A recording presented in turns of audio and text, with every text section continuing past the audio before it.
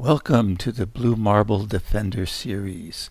This is story number 11, The Green Blob. Chapter 1, Settling in at the Lake Cottage. Gunfire! Close! Too close! Rookie sat up fast. But wait a minute, a machine gun? In the kitchen? That smell? Gunpowder? No, popcorn. Ha! Popcorn! In less than a minute, Pop's head rounded the door jamb. I've been craving it lately. You guys want some? I figured I'd never get through a round of Connect 4 without it. Mom and Leo were already on the floor reading magazines when they waited for the Connect 4 tournament to start, and Rookie slid off the sofa to join them. He grabbed a handful of popcorn from the overflowing bowl and knocked a few kernels onto the rug. And then his eyes opened wide. He pointed toward the wall, toward the corner of the fireplace, and he grunted through a full mouth of popcorn, and 6 other eyes followed his finger. Rookie's thumb, from its tip to its first knuckle, was bigger than what he saw. But now there were 2 of them, and a third appeared.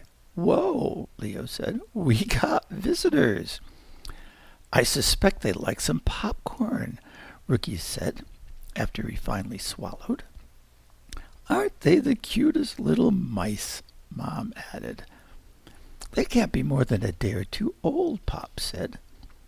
The popcorn kernels, they were almost as big as the tiny mice that pushed them around as they tried to figure out how to eat them. The mice figured how to hold popcorn kernels so they could bite them. But after only a few minutes, a larger mouse showed her head near the wall. She squeaked. After 2 repeat squeaks, the babies walked toward her slowly. Then they ran, disappearing into a crack in the floor in the corner. The Connect 4 tournament started with Leo versus Rookie. But before anything had been written on the scorecard, another distraction arrived. What was that? Rookie said. What are you talking about? Leo asked. Something just flew by. Yes, I thought I noticed something too, Mom said. Pops jumped in. Did you see that? Come on, into the bedroom.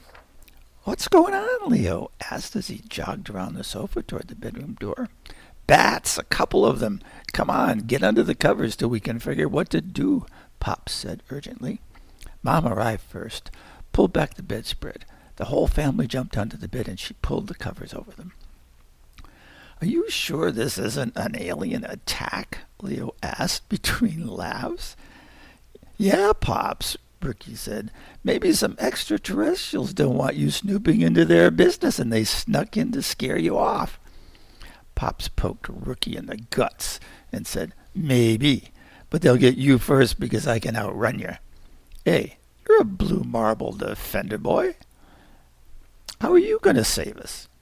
Well, I got an idea. I'll get my fishing net, catch the bats, and throw them outside. Go for it, Mom said. But put on your baseball cap just in case they think your mop of hair looks like a good spot to build a nest.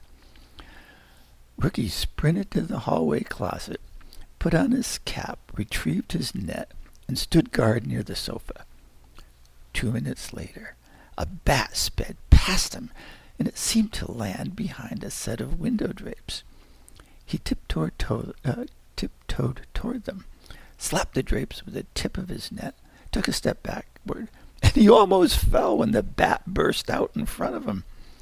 It made a circle of the room and headed straight over his head. He swiped the net at it, and surprise of surprises, he caught it. Its wings were tangled in the net's plastic webbing, and he could see sharp teeth in its pointed fox-like face. He picked up a magazine, covered the mouth of the net, opened the door to the porch, and walked outside. Laying the net on the ground, he pulled the magazine away, jumped back, and the bat flew out like a rocket. He picked up the net, returned inside, and took up his position. Soon another bat made a run around the room. Rookie missed it when it came near, and it continued circling the room. Getting this one's going to be tough, he thought. Then Pops peeked out of the bedroom door and called out, He's scared and desperate. open the door to the outside. He'll find it with his sonar." Well, the bat was gone in a flash. It left so fast Rookie wasn't even sure he saw it go by. He stood guard a few minutes and then burst through the bedroom door with a roar, pounced on Leo and tickled him, saying, "Earthling, Earthling, you have breathed your last." Pops had rented a place on Otis Reservoir in the Berkshire Hills of western Massachusetts because Mom and he had Blue Marble Defender assignments in that area. He'd rented this specific cottage because he'd come here one summer as a boy himself. The cottage wasn't used in the winter, which explained the creatures now calling it home. But it sat on a hill above a lake circled by farmers' stone walls, covered by large trees, and it had a dock on the lake. A rowboat came with the rental, and Rookie had brought his new green canoe from their visit to Colorado. After breakfast the next morning, Leo and Rookie walked to the dock, sat, and were enjoying the sweet air from the forest when they saw a twin-engine motorboat roaring toward them. The driver cut its engines, and the boat came to a gentle stop against the dock's bumpers. They heard a cheerful voice say, "Greetings." Then a girl stood, holding the steering wheel, and said, "I'm Tess, and I live just south of you, over there. Are you here for the summer?" "Yep, I'm Leo, and this is my brother Rookie. We hope to be here for the summer, but we've been moving around a lot these days." "Well, glad to meet you, Leo and Rookie. Gee, why do you move so much? Are you guys outlaws on the lam, hiding from criminals or something?" Tess said with a laugh. "Nothing as simple as that," Rookie replied. "Our parents fight extraterrestrials and homegrown environmental criminals. They've been called out on lots of emergencies lately and figured Otis was about in the center of the action." Tess said, "That surprises me. Nothing ever happens here. It's a real boring place. The most excitement my family has is when my mother goes to the store and brings home a bag of Space Buzz potato chips, and my father and I get to crunch into them. My guess is if your parents wait for the action to start, you won't be here just for the summer. You'll be here until you graduate from college. The idea of encountering an extraterrestrial is beyond imagination." Leo said, "Tess, I'd be happy to have a few months of what you call boring. We haven't been out on the lake yet, but it sure looks beautiful." "Hey, I'd be glad to give you a tour," she said. "Got time to hop aboard?" The cottage was on the east side of the lake, and Tess rode them past her own house first. It was to the south. Then she sped to the end of the lake, where she slowly toured the swampy area and several small islands that were covered with brush. She made an arc and raced the boat up the west coast. The lake shore was forested until they were across the lake from the boys' place, and a large island had a couple of dozen cottages on it. The island was attached to the mainland by a bridge over the river that flowed from the lake. "Well, thanks, Tess. That was a great tour," Leo said when she brought them back to the dock. "We'd invite you up for a snack, but I'm not sure we have any food in the house yet." "Well, thank you, but I couldn't make it anyhow. I need to go home and finish up something for my mother. But say, would you guys like to go water skiing this afternoon?" Rookie jumped in and said, "Whoa, that'd be super!" But true confessions, neither of us has ever water skied before. We put in plenty of time on snow, but never water. "Hey, not to worry. I'll give you lessons, and you'll be pros by the end of the day. Okay if I come back about, say, 2 o'clock this afternoon?" Chapter 2. Soft Water. Tess arrived with 2 extra life jackets, water skis, and a waveboard. She stepped onto the dock, showed the boys their features, and described the safety responsibilities of the skier, the driver, and the spotter. She said, "We couldn't go out if we were weren't at least 3 people because the driver must always be looking ahead, and it's vital to know how the skier's doing. First, you put on your life jacket, hop into the water, and pull your skis on. You take hold of this rope handle here and make sure the rope runs between your ski tips. I pull the boat forward to take the slack from the rope, and when you're comfortable, we get started. You'll start with your butt deep in the water and gradually stand up. But be patient and don't stand too close or you'll fall over. Let the boat do all the work, because if you use your arms to pull yourself up, you'll fall too. Keep your eyes mainly on the boat, because people will look down.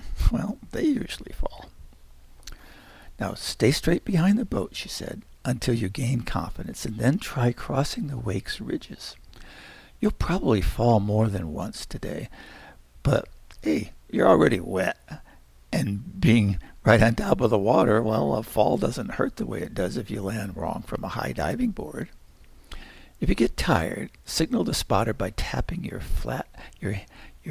head with the flat of your hand, or just let go of the handle. We'll be back quickly for you. All righty, Leo said. How fast will we be going? Well, we'll start out slowly at, say, 15 miles an hour, and we'll top out today at about 20. When you have your legs really under you later in the season, we'll go, say, 25. But only really experienced skiers who crisscross and jump and go on one board, they go faster than that. Now, who wants to go first? The boys looked at each other. Each put his hand behind his back. Leo called, "Evens!" and he lost to Rookie when he threw out one finger and his brother threw out 4. So, pick your instrument, Doctor, ski or board. That's what Tess asked. I'll start with the board, Rookie said. He slipped his feet onto the board's plastic boots, made them snug, and sat on the tip of the dock. Leo climbed aboard the boat and sat in the rear corner so that he could both watch Rookie and talk with Tess. She pulled the boat slowly away from the dock. Rookie jumped into the water, and Leo tossed him a rope and the handle. Rookie raised the board so the long edge was parallel to the water's surface, and it was sticking out maybe an inch or 2. He nodded his head, indicating he was ready, and Tess gradually increased the speed. It was scary at first for Rookie. The board seemed to want to go this way and that way, but Rookie also, he wasn't sure his legs would have enough power to guide it when the speed increased. But as the board raised gradually up from the water, it got easier, and soon he was standing. He stayed directly behind the boat for several minutes. Everything was fine. Then he decided on crossing the wake. No problem. Did it? Not hard at all. Loved it out there. The wind and the sun was great. What's the big deal? This is easy, he thought. Then Ricky looked down at the wakeboard and at the wake to see what he'd do next, and he dumped. He got a face full of water, but nothing hurt, not even his pride. This was fun. Tess pulled the boat around and encouraged him to remove the board and climb up the ladder. You did a great deal out there. You did good. But best to take a little rest now. The stress of anticipation is more tiring than the stress on the muscles. Leo, you go now, and Rookie, you be the spotter. Leo decided to try skis first, and Tess told him, now make sure to keep your weight on the balls of your feet and bend your knees and ankles during the startup. Keep your arms out straight, and after you're up, keep your body rigid. When I started skiing, I thought getting to my feet was really tough, so don't be surprised if you flop over a few times before you get the hang of it. Well, Leo jumped in. Rookie tossed him the rope handle, and Leo signaled he was ready, and Tess powered up the boat. His legs were shaky for a few seconds as he got used to the pressures on them, but he was soon up and on his feet, and he had an enormous smile over his face when Rookie gave him the thumbs-up sign. Leo stayed directly behind the boat for 5 minutes, and then he graduated to cruising outward to calm water beyond the wake. Woohoo! He thought, I never imagined this kind of fun when Pop said we were coming to Otis Reservoir. Leo traversed the wake again, more quickly this time, whipping himself around fast and accelerating faster than the boat was going, and he came up almost even to it. Uh-oh, he thought as the rope went slack, and he started to sink. Then the rope went taut. The handle flew out of his hand. He crashed big time, and laughs followed his climb up the ladder.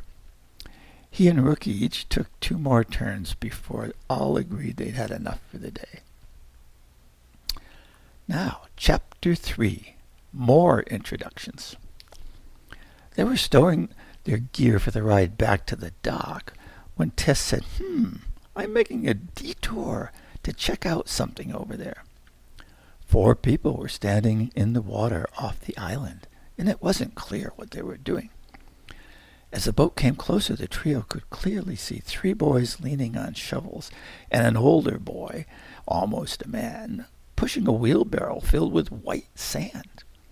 It had a big balloon tire, but it still seemed difficult to push through the water. The guy dumped it about 30 meters away and returned to the others. Tess frowned. What the? She turned toward Leo and Rookie and said, Did you see that? Those guys are moving sand from their neighbor's beach to their own. She powered the boat to within shouting distance and called out, What are you guys doing? Hey, we're just rearranging the sand here, Ms. Busybody. I think you're stealing from your neighbor. Well. So you're not just a busybody, you're also Miss Goody Two-Shoes. The nice old lady who lives there just bought the sand for her grandchildren's visit, and you're stealing it. Put it back. None of these cottages own the lake bed, and this sand is sitting on the lake bed. We're just rearranging it. We can do what we want, so get lost. Leo raised himself above the windscreen and shouted, I think the police would have a different opinion about that, so I'm letting them know. Hey, stupid. You must be a visitor because our small town doesn't have any cops. Leo answered, But the Massachusetts state troopers have telephones, and they know grand theft when they see it. Knock it off or get ready for your own visitors. The 4 on the beach talked briefly, turned at the same time, made rude gestures, and the oldest one yelled, You busybodies might have your own visitors, too. You'll get yours. Tess kept the boat stationary as the 4 took their shovels and wheelbarrow away and walked to the cottage. Rookie said, You must know the old lady who lives here, right? Yes, and she's had trouble with those bullies before. In fact, many people on that island have had run-ins with him. But those 4 and their parents are so nasty, nobody dares to make a peep. The ugly encounter felt like a cloud covering the sun.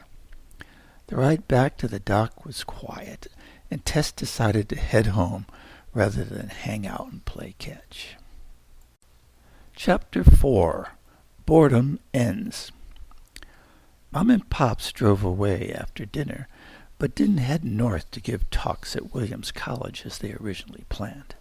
They headed east to Boston, where claims of extraterrestrial sightings were causing panic. They hoped Boston would be as easy as their last assignment at New York's Sing Sing prison, where unsubstantiated rumors of alien creature sightings along the Hudson River, where the prison was located, had made inmates nervous and rebellious. The guards, too, they believed that they'd seen creatures. The warden was getting really concerned. When Mom and Pops took their first tour of the prison, Mom's sharp eyes spotted a shapeshifter. That's an extraterrestrial that adapts its form and hides itself. It was right in front of everybody, covering the minute hand of the big clock at the end of the courtyard. Pops pegged it to be an agile asteroid acclimatizer.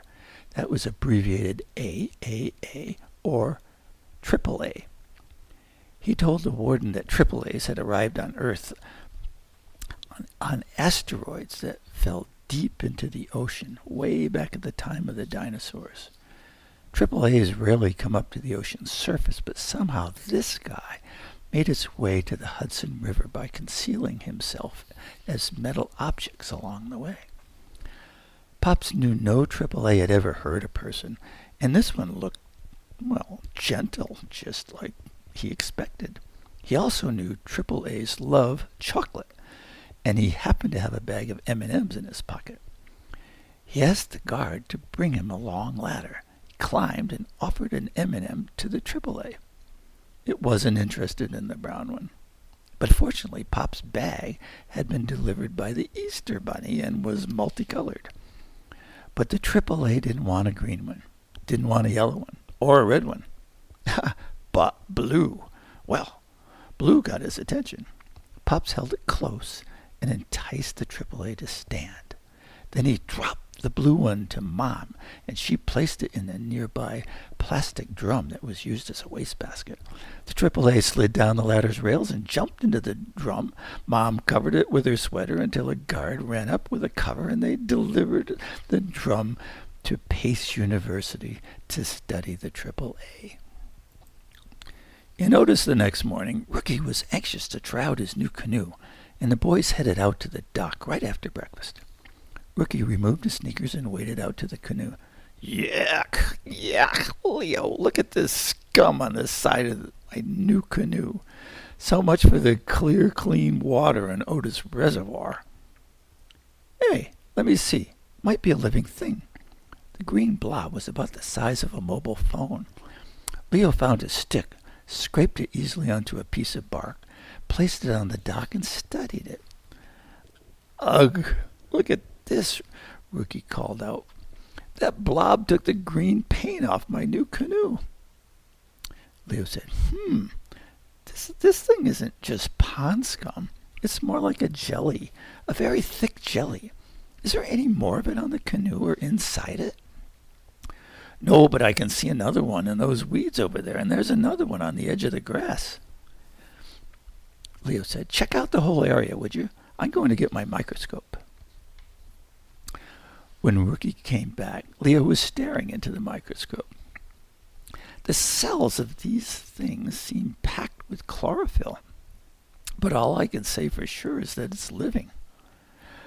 Well, Rookie said, there aren't many of these blobs, perhaps a dozen, and they're all near the edge of the lake. Most are small. 3 are a bit bigger, and one is about triple the size of the big one, of the medium ones. Holy smokes. I suspect these things were floating on the lake and the breeze just blew them to shore. I'm going up to Kaj to see if any touch-up paint came with the new canoe. You want anything? Rookie asked. No, thanks. But where's that big blob you mentioned? Rookie pointed. Leo walked over and sat next to it with his bare feet in the water. Hello, Mr. Blob. How are you? He asked with a smile. Leo pressed his finger onto the fat blob, released it, and watched the dent rebound. He checked his finger, and it looked clean. When he raised the blob a couple of inches, he noticed the grass there was brown. What's going on here, little blob? You haven't eaten the grass, but its color is gone. If you've been sitting on it for a week, I'd understand it being brown, but you just arrived this morning. Rookie came down the hill. He was empty-handed. No paint. Too bad. Hey, Rook, do me a favor and turn over that little blob by the water and see what's underneath. He did. No, nothing, just brown grass. Then a man walking along the shore called out, Hello, young man. I'm your neighbor. I'm Jack Spritz, and this is my place just north of you. Well, pleased to meet you. My name's Leo, and my brother over there is Rookie. Our family is renting for the summer. Well, a warm welcome to you. I hope you enjoy your day. Let me know if I can help you out with anything. Oh, I do have a question, Leo said. Do you often have this kind of green junk wash up on your beach? Jack looked at it. Gee, no. On hot days in August, when the streams feeding the lake are running low, a bit of scum does develop, but nothing like what you got there. There's none of that stuff on my property. Whoops, I spoke too soon. Hey, there's something right there on the boundary. That's strange stuff. Well, it's nice talking to you, Leo said. I'll be cleaning this up and we'll take care of that one too. Chapter 5, The Otis Asteroid. The sound of Tess's boat arrived in the distance. She soon pulled up and hopped onto the deck. Well, you guys sure changed things in Otis. What do you mean? Rookie asked. I mean the asteroid, she said. Didn't you hear about it? No, tell us, Leo said. There's not a lot of information, but apparently it came down early this morning in Talon National Forest just beyond that hill. My father says it must have traveled right over the lake, just above the trees. Whew, I'd never heard of an asteroid falling so close. Too bad my parents are working on some kind of emergency, Rookie said. That's the kind of thing they'd love to check out. You know, Tess, we've run into another weird thing this morning. Have you ever seen green globs like this on the lake? Tess walked to the shore where Rookie was pointing. I don't recall anything like that, she said. It reminds me of the kind of glop an oil spill throws on beaches, but that stuff's black. Leo said, my theory is this green stuff is green because it absorbs chlorophyll.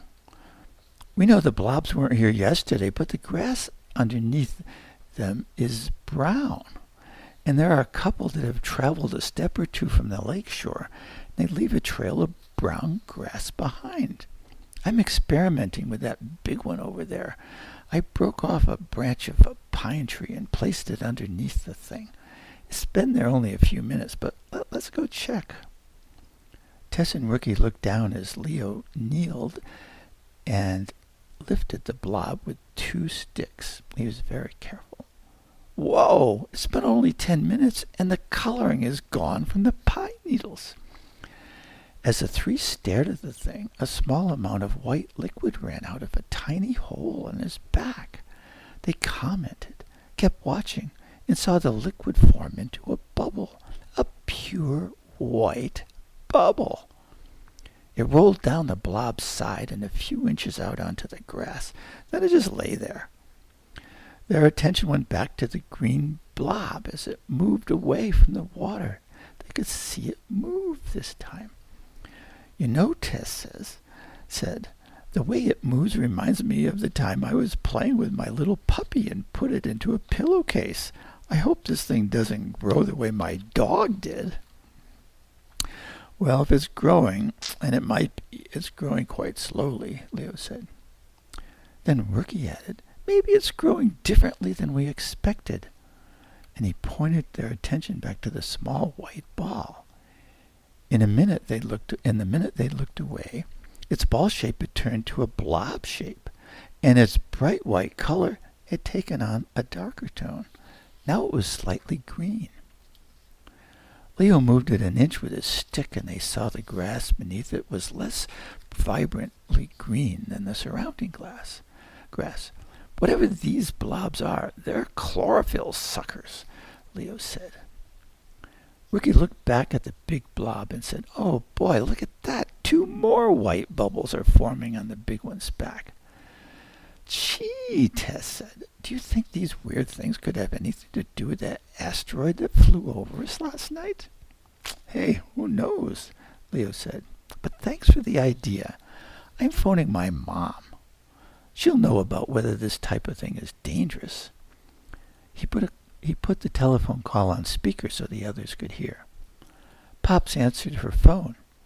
Sorry, Leo, but Mom is performing some real critical tests right now. Is this urgent? Can I help? Leo summarized the situation with the blobs and their speculation of a connection with the asteroid. Well, Pops chuckled, asteroids are large, and if one had reached Earth's surface near Otis, we wouldn't be having this telephone call. The object must have been a meteoroid, a small fragment of a shooting star that didn't completely vaporize. Its remains, if we ever find them, is called a meteorite. As for it carrying life to Earth's surface, well, the heat generated by its trip through the atmosphere makes that highly unlikely. But then again, there are life forms we don't comprehend, so it's possible.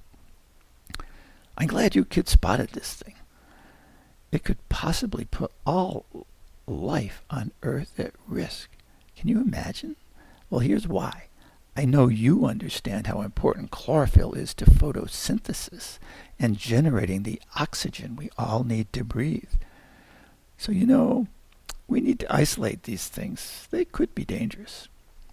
Disinfect your hands. Put on heavy gloves. Take Mom's lead-lined trunk from the shed out back and bring it down to the water. Hey, now that's heavy, so carefully put it on the rowboat. Gather up all the blobs. Make sure you get them all. Then put them in the trunk and keep the rowboat out of the water so nobody can accidentally open it. And don't you open it yourself.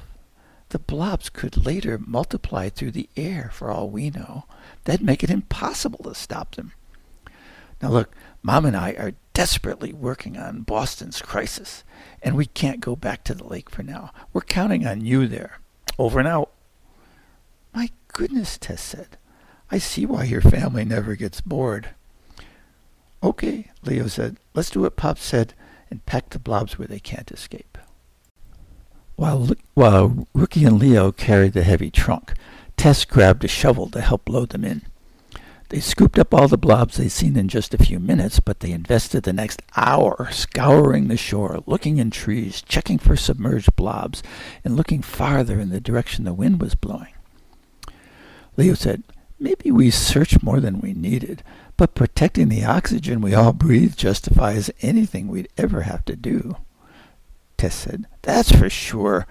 Can you imagine anything else we should do, Leo? Well, we could be even more thorough. Tess, could you take a walk through the neighborhood, even farther back there by the road? If a blob fell from the meteoroid here, another might have fallen nearby. And Ricky, please phone the state police and tell them our concerns and ask them to notify us if blobs turn up elsewhere. I'm going to try something else. Let's meet back here in, say, 20 minutes. Each was about to rush away when the neighbor, Mr. Spritz, hailed them with, "What's happening? Any news on those green blobs?" Rookie gave him a quick answer while the other two dashed away, and Mr. Spritz said he'd warn the neighbors. Rookie was able to pass his message to the state police in only a few minutes and told Leo, I think I saw an anchor for the rowboat up in the shed. I'll go get it.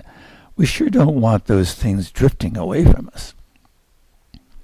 When Tess returned, she said, "Nothing out there, thankfully.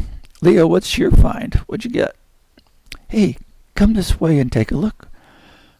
Leo walked past a big tree and down the beach. The bushes and even the air nearby glowed. They glowed an intense green. Tess said, "This is so eerie. Why are you doing this, and how?" Leo pointed to his hologram projector that he'd propped up on a big rock. "I thought about that first blob attaching itself to Rookie's canoe. The canoe is green, but certainly contains no chlorophyll, so I figured it's the color that first attracts these blobs. I programmed my hologram projector to put out bright green light, figuring it would be irresistible to any blobs we'd missed. It's been over 15 minutes now, so let's go take a look." The three checked the edge of the lake, the grass, and the low-lying bushes. Nothing.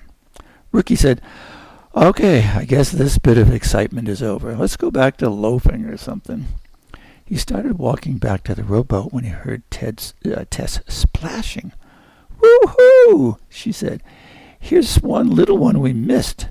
She came around a bush holding a single white-green bubble, and the three walked together to the rowboat. Rookie unlatched and opened the top so Tess could toss in the bubble. The three of them gasped at the same time.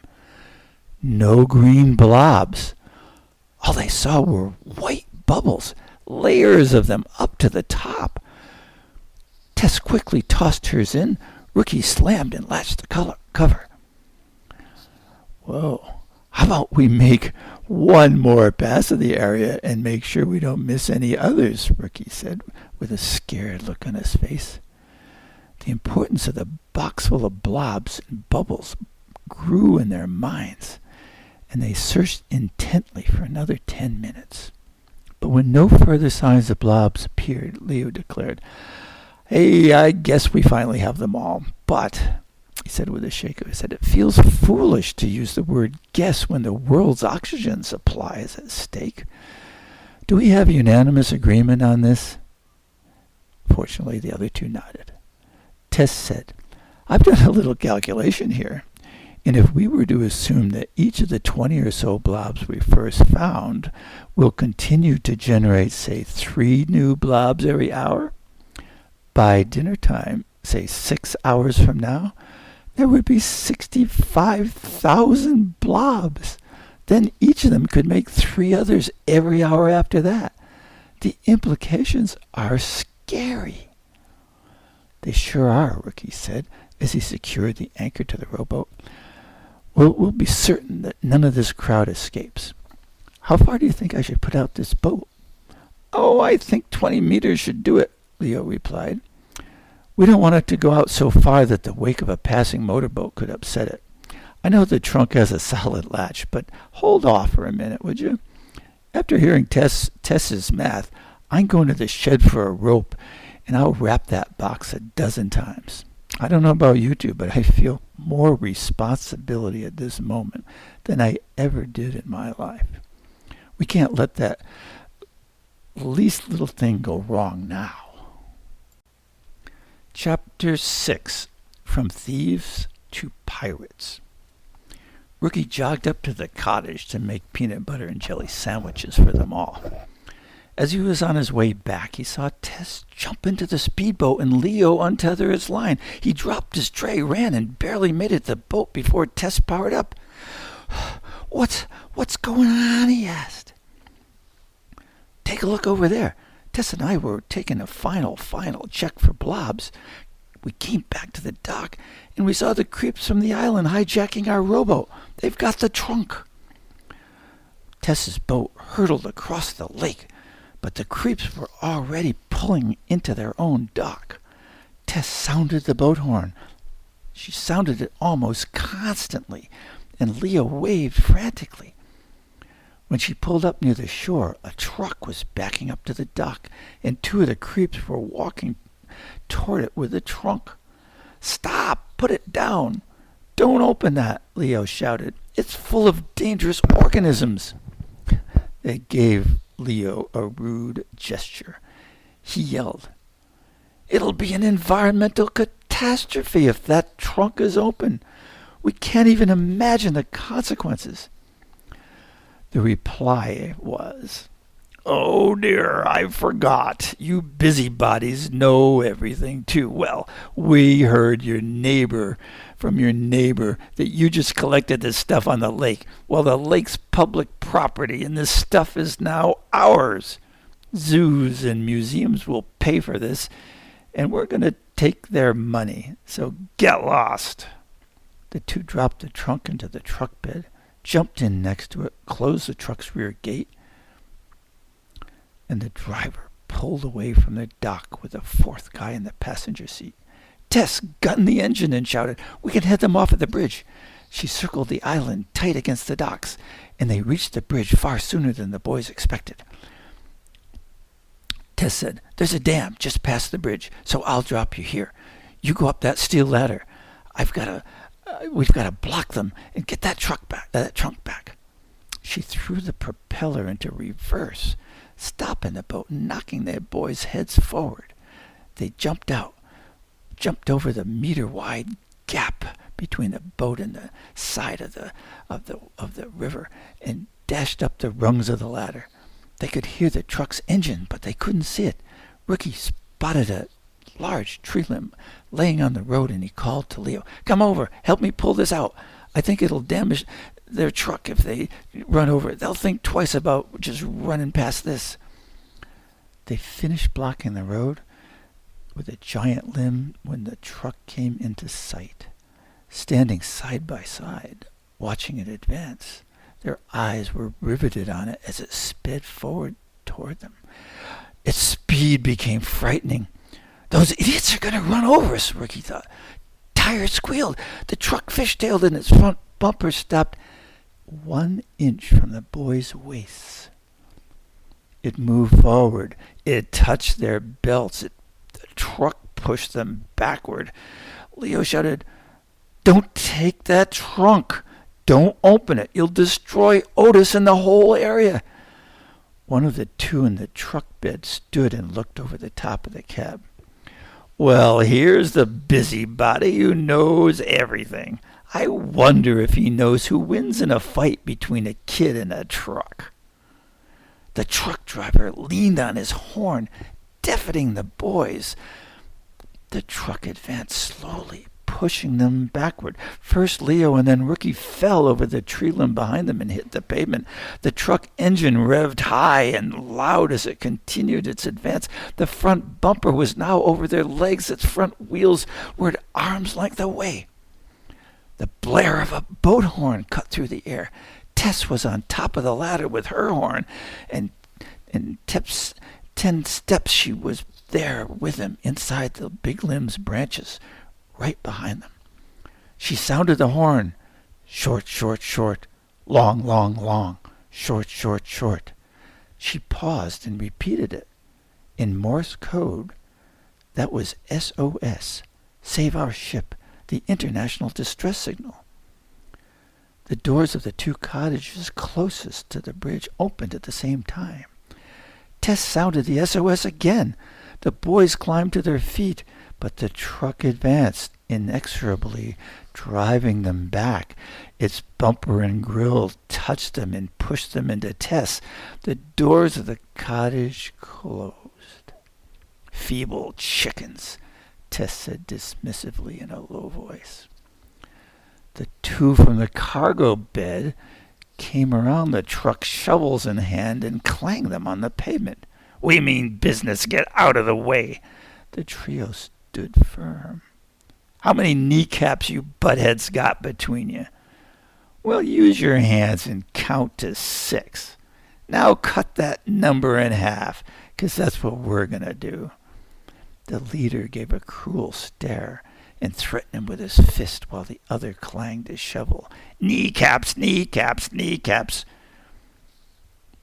"You'll go down if you don't give us that trunk and get out of here," Leo hollered. "I'm taking you down first, Big Mouth. I'll take both knees so you won't get up again." Well, it didn't happen. It didn't happen because a police siren penetrated the trees and rolled up the hill and to the bridge. Nobody moved. The state trooper stepped from his car with his hand on his holster. The truck driver opened his door, stood on his running board, and called out, "Officer! Officer! These people are obstructing traffic, creating a danger by dragging that limb onto the road. Come down from there and bring your license and registration." The sound of slamming doors arrived from behind the trooper's car, and Mom and Pops jogged up. "Officer, we need to secure the hazardous substance we believe is in the back of that truck," Pops said. "Go ahead. Certainly. You two with the shovels, drop them and place your hands on the hood of my vehicle. Now! And you in the passenger seat, do the same. Now!" Chapter 7. Sunset Over Water. The University of Massachusetts Biology Department had just departed with Mom's lead-lined trunk when Tess arrived at the dock. Mom waved her to come over, saying, "You too, Tess. I need to scan you for dangerous microbes. The two boys are clear, but I just need to be certain. Want to make sure you're clear, too."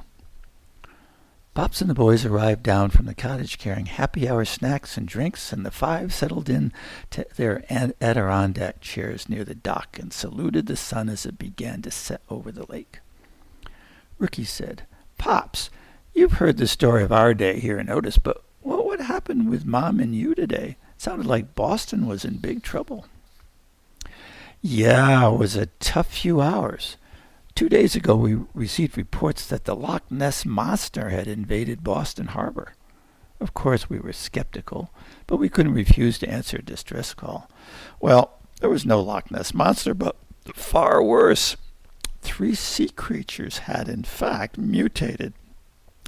And they'd mutated to develop the equivalent of legs, and they grew to be the size of trees. And they were walking with their heads out of the water in Boston Harbor, right at a point where tourist boats pass. People were scared out of their wits. The creatures harmlessly minded their own business at first, but some kids on the tourist boats threw chocolate and candy at them. According to the boat's captain, the creatures became immediately addicted. They craved sugar and harassed the tourist boats for it the next day. The tour company prohibited passengers from throwing anything, and that made the creatures hostile. So hostile that 2 of them together capsized a ferry boat, dumping 120 people into the water. The Navy arrived with gunboats and wanted to kill the creatures, but environmentalists convinced them to call Mom and me and give us a chance to solve the problem in a more peaceful way. Leo, we fortunately brought an invention you made long ago, the MLL. Tess looked at Pops for an explanation, and he said, MML, excuse me, Tess, MLL means Marshmallow Launch and Laser. It's a robot-driven contraption that shoots a humongous marshmallow. Well, I shot a giant marshmallow into the face of one of those creatures. I watched him guzzle it and lick his face, and then I shot a second, and I lit it on fire with the laser. The flame didn't hurt him because the first marshmallow contained a flame retardant, but it frightened him enough that he immediately submerged and swam away. He lost his sweet tooth, that's for sure, but he took his 2 companion creatures out to sea. We expect they won't be back in Boston for a long, long time. Mom said, and then we hot-footed it back here and convinced the state troopers to speed us to the lake. Tess said, and what dramatic timing. I'm coming to hang out with you whenever I'm bored. Pop said, well, Tess, please do. You have the principles and the courage we need. We want you to join the Blue Marble Defenders. Tess got a big smile on her face. She stood up in front of the others, put her hand across her waist, and took a bow. I accept with pleasure, she said. And that's the end.